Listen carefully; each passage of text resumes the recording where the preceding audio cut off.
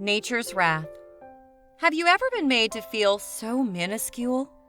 We had parked along PCH, stopping to take in the immense ocean views.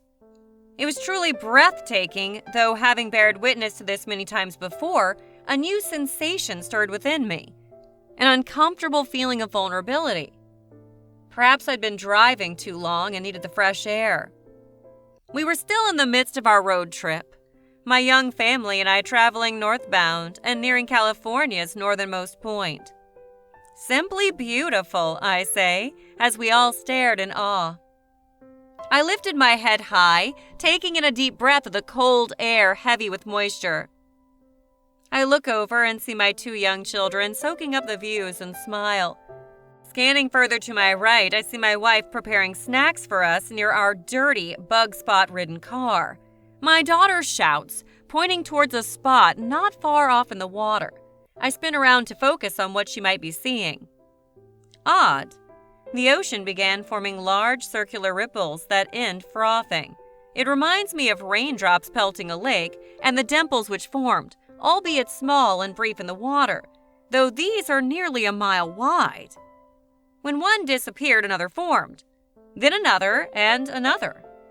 Soon the ocean was filled with this peculiar phenomena. A large form appeared on the sand off in the distance and slithered its way up to the shore.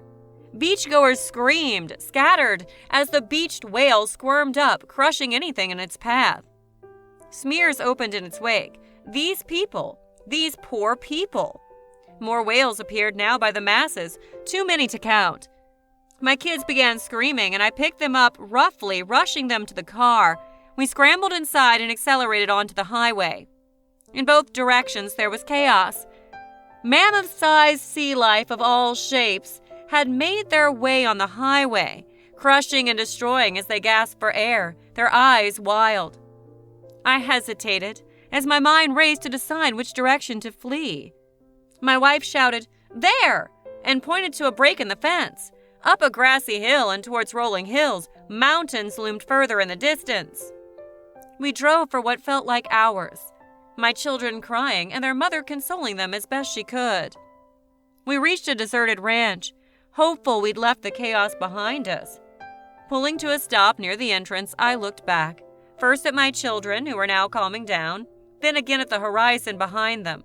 What just happened? I thought to myself. It's humid in the car now, and I roll down my windows for fresh air. The chime of the car telling me the gas tank is near empty. Turning on the radio, we hear news of animals turning on humans, hunting and massacring us. Crackling sounds came from the trees then.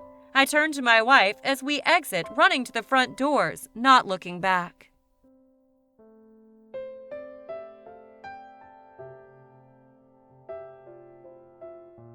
If you want to support me, hit that subscribe button.